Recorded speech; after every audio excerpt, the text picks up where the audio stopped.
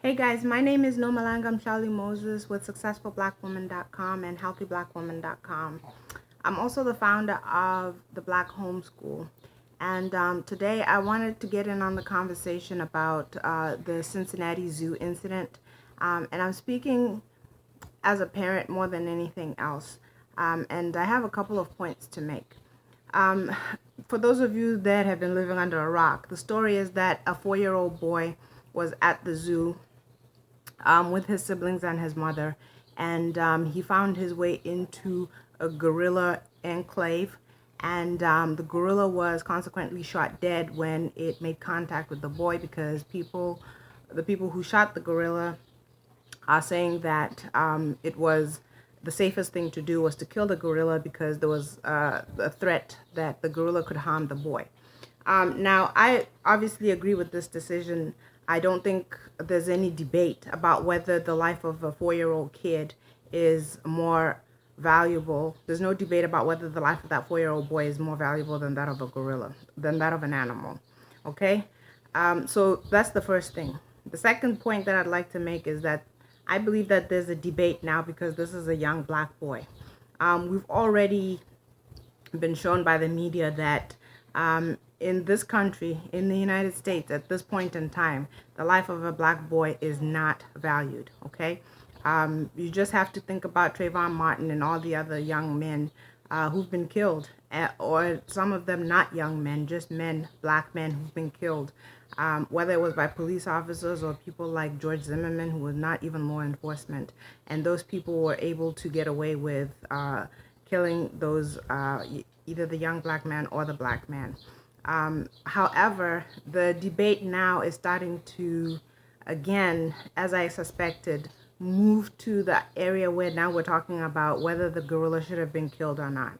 There's even a hashtag, I can't remember what it is. I should look here on my Facebook because it's there somewhere.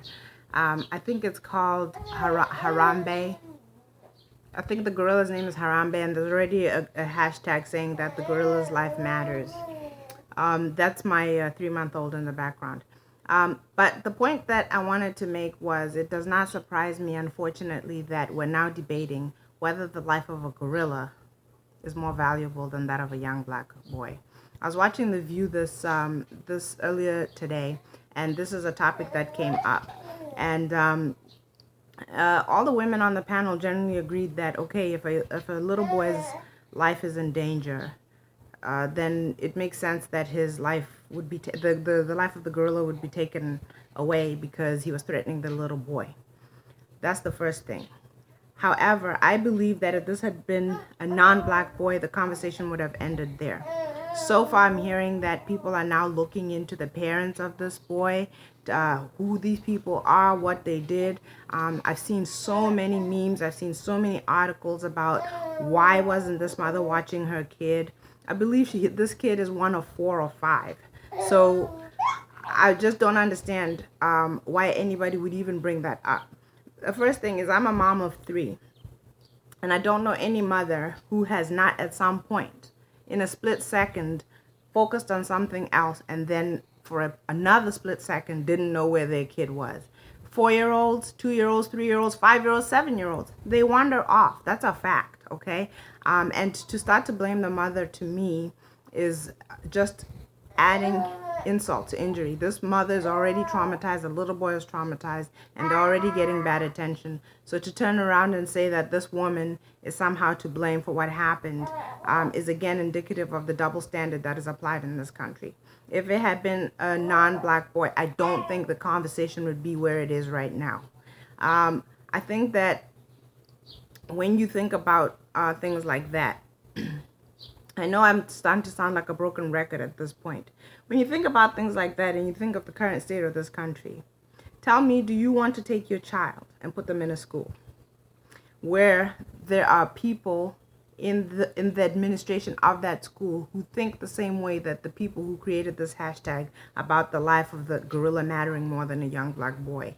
Are you really willing to put your kid into those people's hands? Are you really willing? I think that's a question that every parent needs to ask themselves.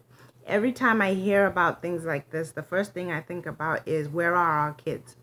they're already blaming this mother because she was not watching her kid for a few seconds or a few minutes, whatever it was, while they were at a zoo, okay? And then something happened and an animal died. And the focus is on the animal dying than the fact that a little black boy's life was in danger.